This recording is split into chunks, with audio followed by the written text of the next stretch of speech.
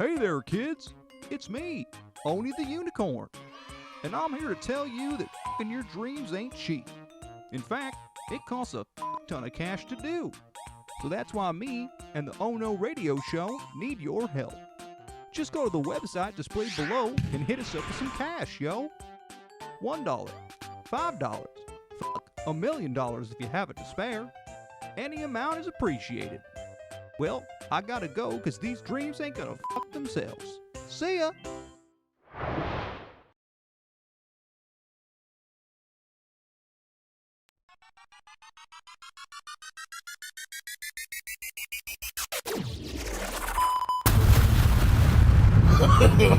No, no, no, no. No! God, please, no! Oh no. Oh no! Oh no. Oh no! Oh no. Oh hell no. You are listening to the Oh No Radio Show. Eat a bag of dicks. If you have a handicap placard, you should not be allowed to ride a slingshot motorcycle. New rule.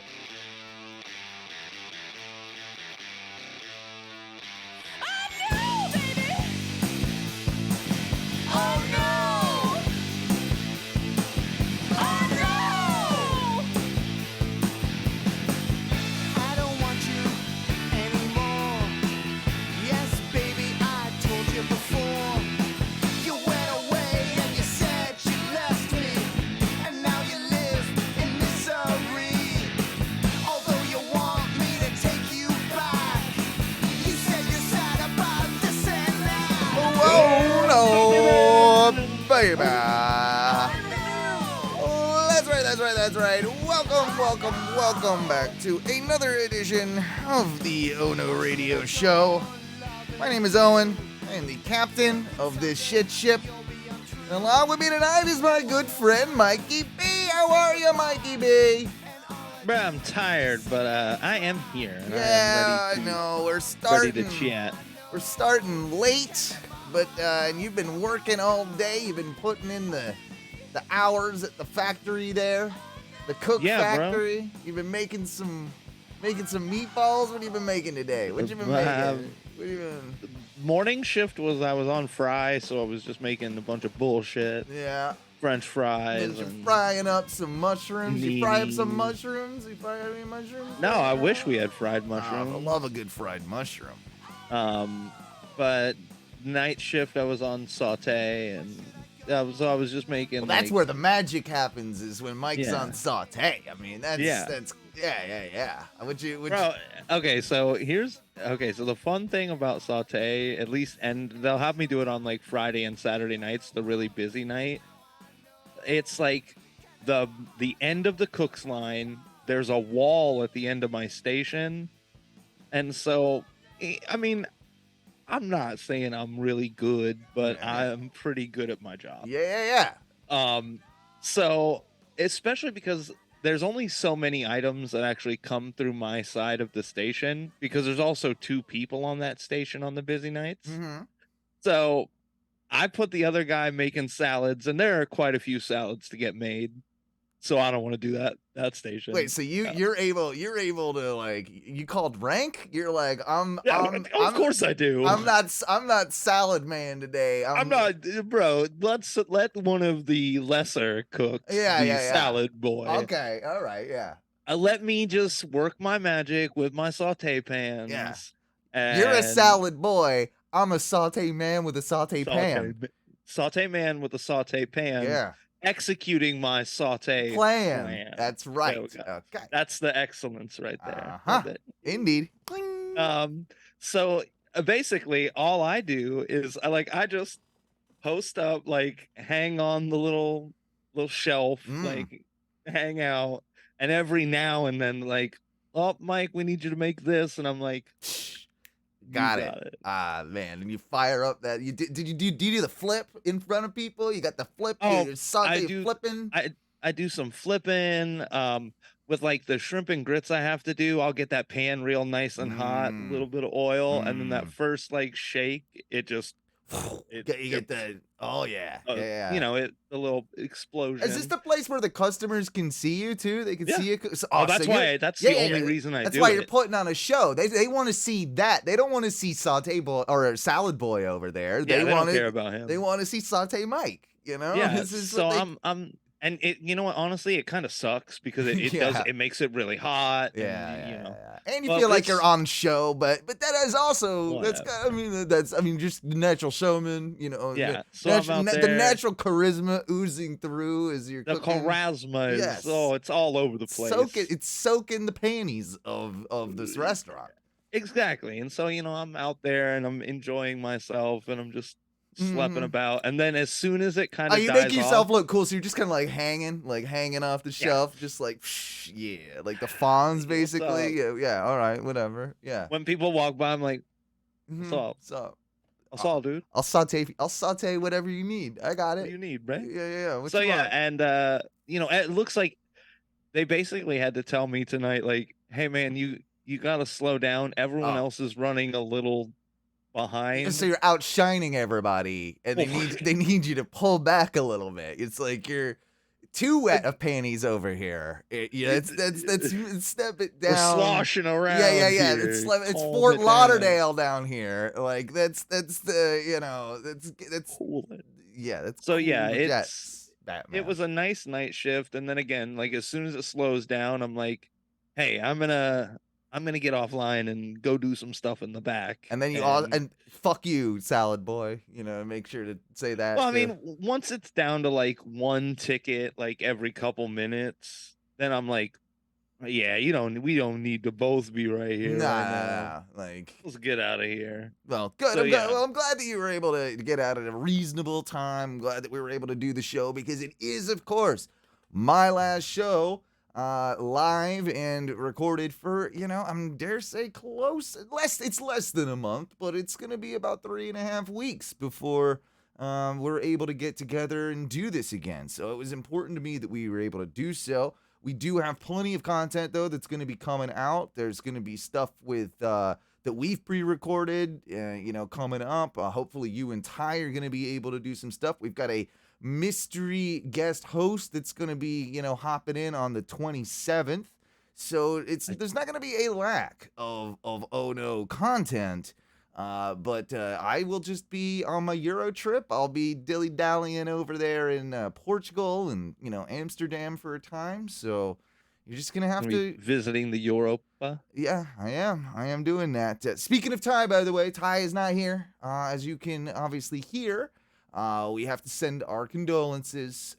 His grandfather did pass away. As if that's an excuse to miss a show. Fuck you, Ty. Like, how dare you how dare you priorities. Priorities. Going to funerals now. We just get to go to funerals all willy nilly and just. Well, I mean, bro, think about it. Like he does the show on his phone. He Yeah. obviously has his phone with him. Are they Yeah. having a funeral at 10 p.m.? Exactly. He could be there. Come on, bro. Yeah, he could have called in or something, but I didn't. What, they not allow phones at funerals anymore? By the way, I would love that if he was actually at the funeral and was just doing the show. Doing the show. Like that.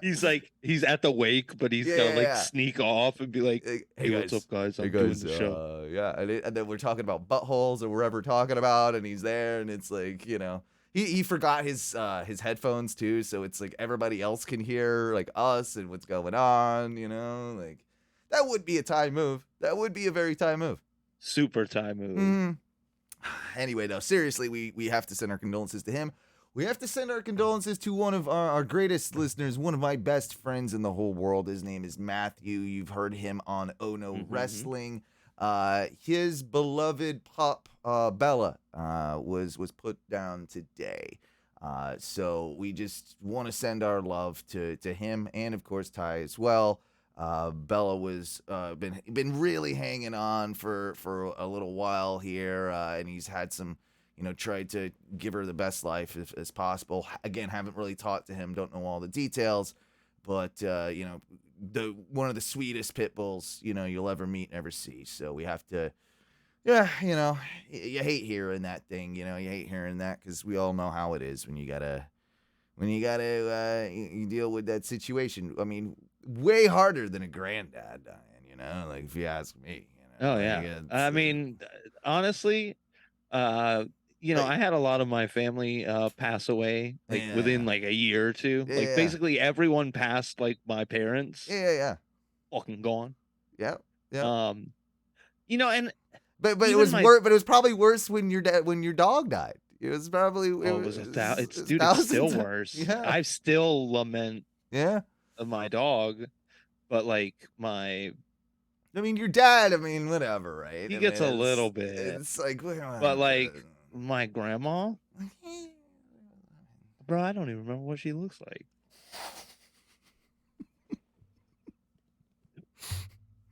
You know how people usually are really sad, like, I can't remember what that person looks like. I'm like, it's like, well, I guess it wasn't that big of a deal. I mean, she's probably I'm- old. I'm- She hold was probably, on. to your defense, she was probably pretty old and ugly. Like, why would you care what she looked like? Like, old people, gross, gross. Even more here's the deal. What the fuck does that matter? What she looked like.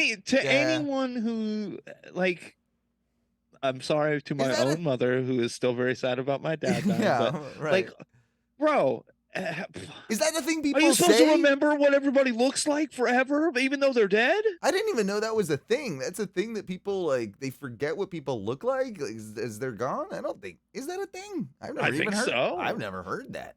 I mean, I know that people are like, I can't remember what that person looked or sounded like. Yeah. I can't remember. Like, it'd be like if I was like, I can't remember my dad's voice. I'm like, what does that matter? But that's going to go away, right? Like, over time, think about that with the amount of, like, digital stuff that we all have out there on the internet and videos and, pictures. And, like I could understand, like, in the early 1900s being like, I don't remember what Jebediah even looked like anymore because there's no pictures of him. Because there was never one picture of this cat ever. Right. And, like, I get that a little bit. Like, that's kind of sad because you have no way to even reference the memory. But that's got to be kind of not really a thing.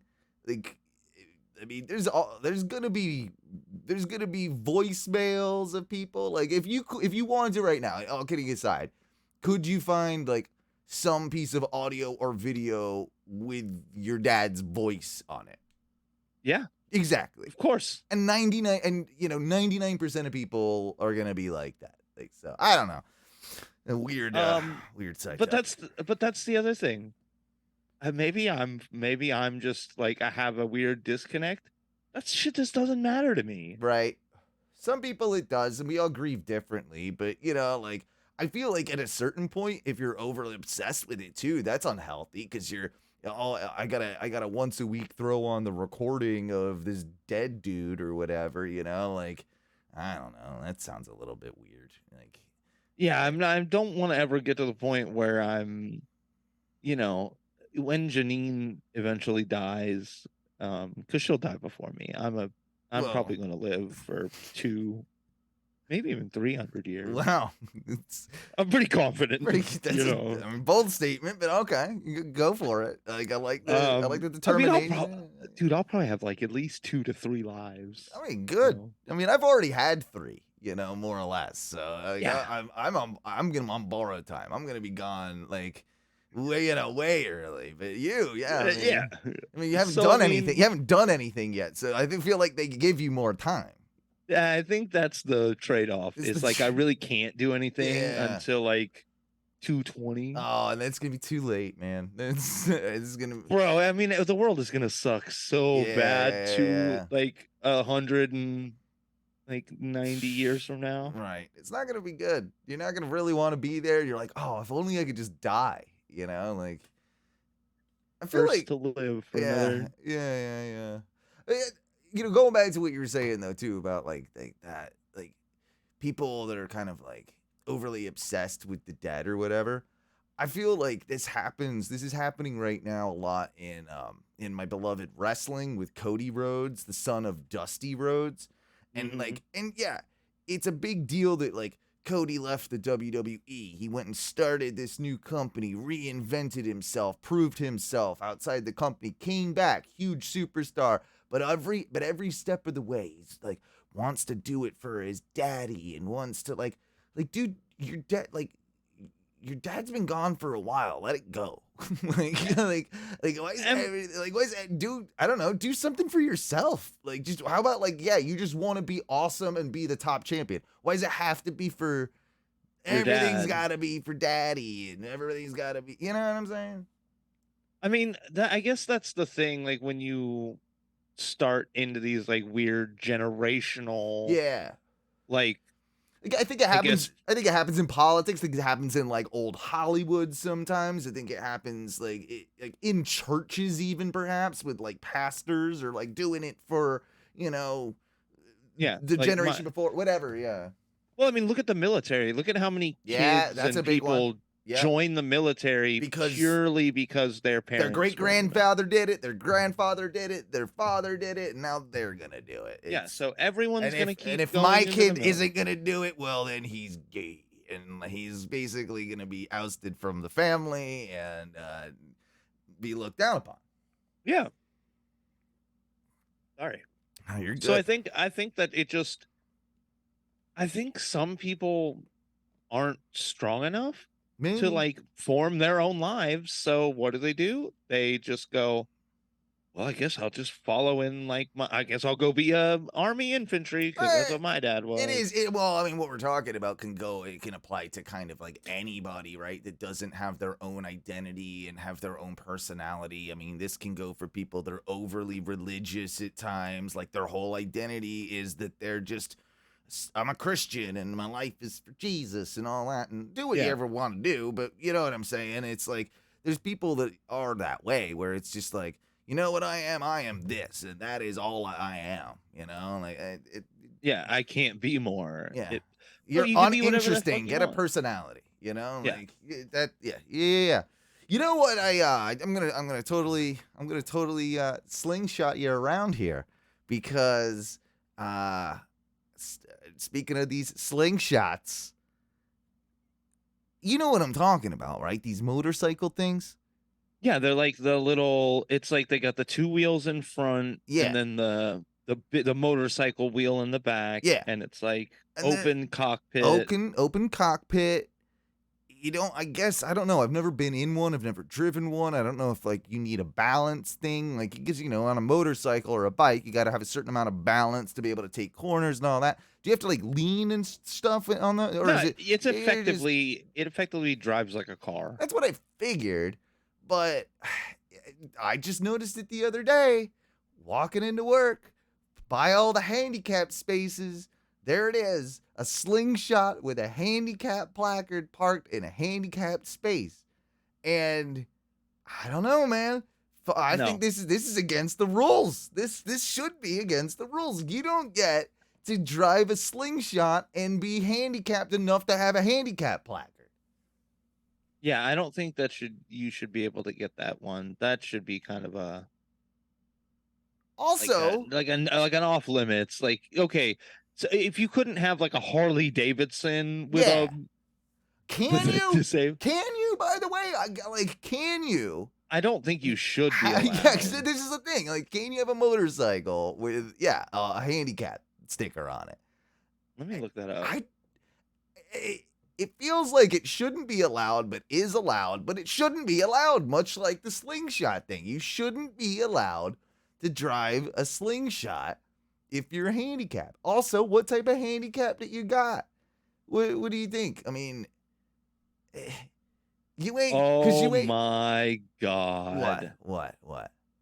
Wheelchair symbol license plates may be issued on motorcycles, mopeds, or motorized disability access vehicles that are owned or leased. Oh, is this What? Okay, hang on. Let me try and figure this out. So you obviously, it's not going to be someone who doesn't have like the ability to use their legs, because where do you put the wheelchair when you get off the motorcycle, right? Like, where's the wheelchair? Like, it's not like the guys that have those vans. They can drive their van and then they can hop into their motorized wheelchair that's in the back that has a little ramp that comes out. By the way, that is awesome. Like, I kind of love that. Like, those people rule. Like, I do kind of want to be able to drive a vehicle into my vehicle and then like not get out of the vehicle into my seat to seat, and then just drive away. Like, that part is cool because it's like Thunderbirds, right? With like the ramp that comes down and you go in. I like that. I did always think my grandma and grandpa both had motorized wheelchairs. Yeah. For the ends of their life. But as a kid, we would go to Disney, and my grandma would take her motorized wheelchair, and we literally had a lift that was like a mechanized arm that came out, dropped a little thing down, I've seen you that hooked thing. the cart up, and I always felt like we were loading like cool equipment into the van, because I'd be like, no, let me do it. Like, I'll do it. It's cool. Yeah. I'd be like, those are cool. Those are cool, but I will contend that the ones I've seen that are even you just cooler, like ramp right where in. it's like the straight ramp, like into the side door of the van. A guy has one at work, so it's like the side door pops opens of the minivan, and then he fucking just zoop, like ramp comes out, and then he zoops right up there, up into the thing. Ramp closes, door closes, he's in the seat, fucking driving away. That totally cool. That's a totally cool handicap. That's fine. I'm all right with you with the handicap parking in the handicap spot, having the handicap placard. Deserve it. You're good. But this right here, when it's motorcycles and slingshots, this is for fat people, right? Well, I think you can get a disability sticker if you're just too fat. This is what I'm saying. This is why I figured it out. This is the loophole. It's just it should be a different sticker. I don't think you can be a super fatso and fit in a slingshot, though. That's a good point. I think they are not built for the ultra rotund. So let's think about what sort of disability, because you couldn't. All right. What if you're missing like a hand? You shouldn't.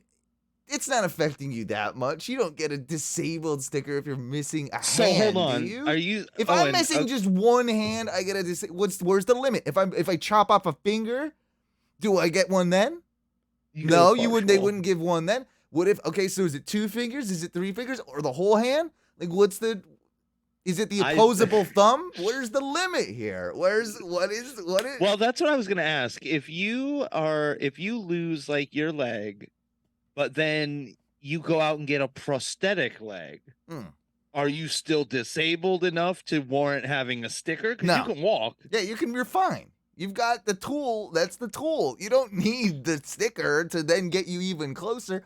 Also, let's be real. Fat people shouldn't be given these stickers, because if they're parking too close, that's why they got fat in the first place. So they should park further away. They should be the fatty disabled. They should be in the back. The offices should be in the back anyway, so that they can lose the weight and get better.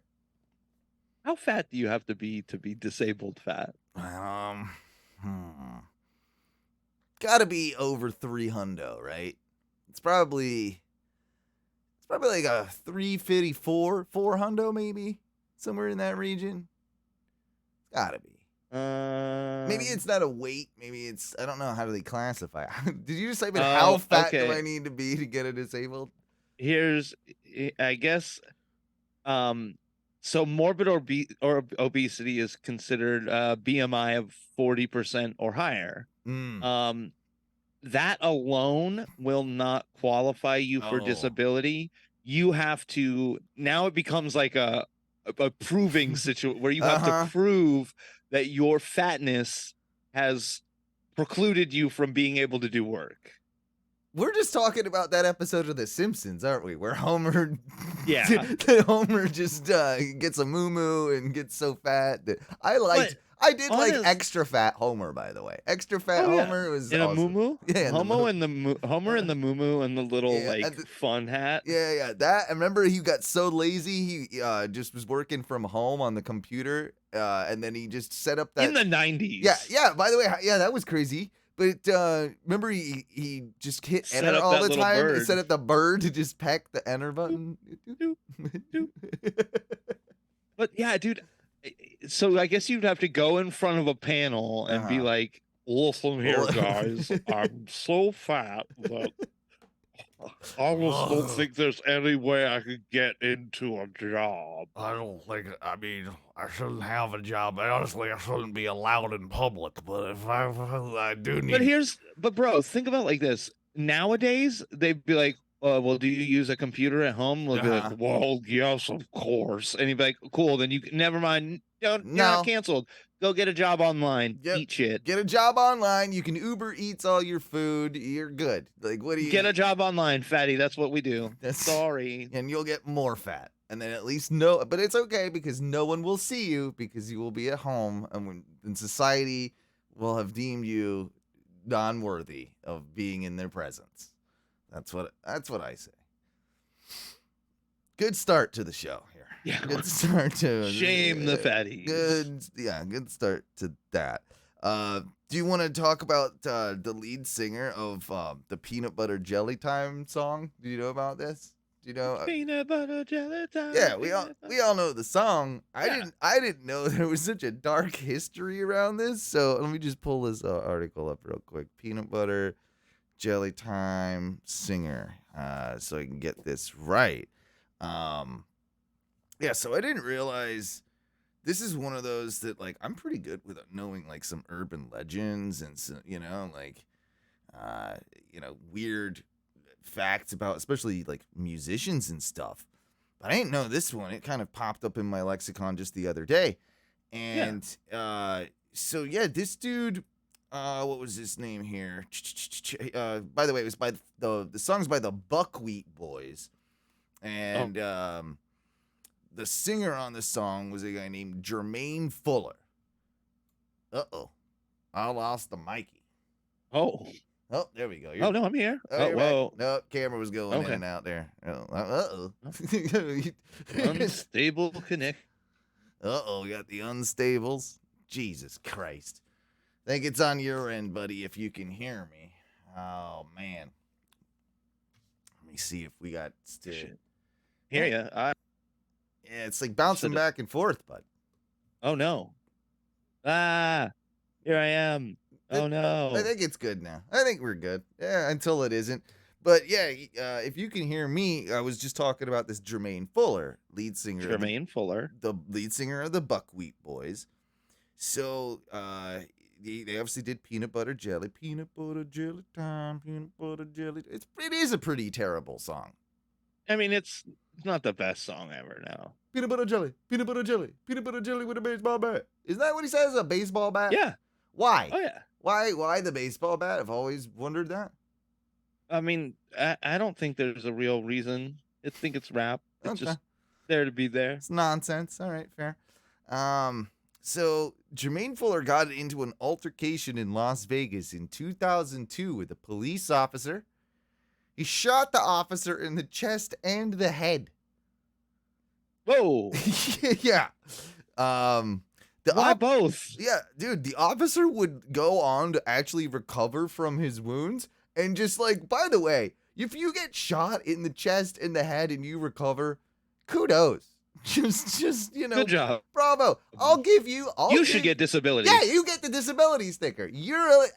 And I'll let you drive the slingshot with the disability sticker. Yeah, you get the special disabled slingshot. Yeah. You're allowed that.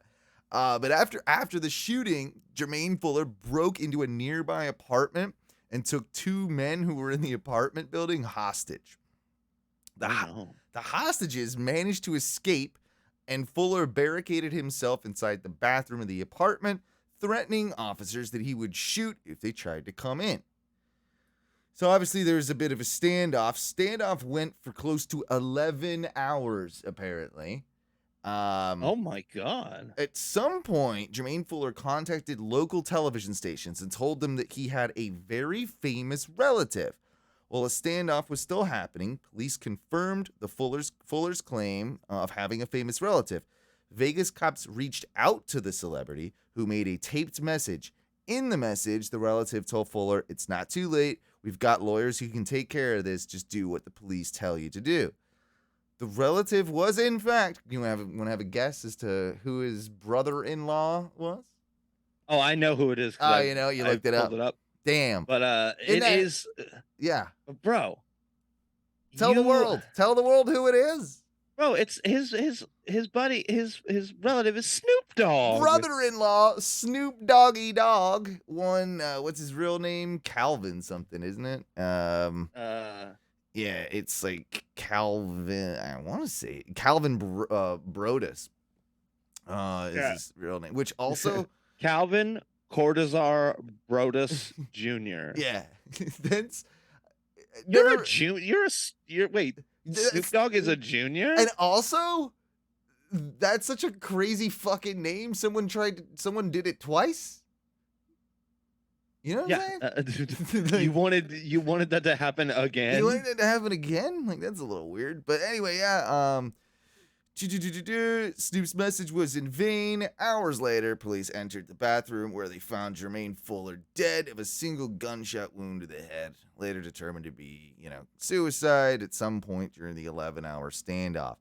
But holy shit, man. Didn't know that about peanut butter jelly time. That'll make you think a little bit different next time you hear that one. Nah, I'll just be like, man, that song is so cool. We'll never get to hear it again because that guy killed himself. And Snoop Dogg's brother-in-law. Yeah. Yeah. Well, Snoop Dogg was like, "Hey, man, you should figure this out.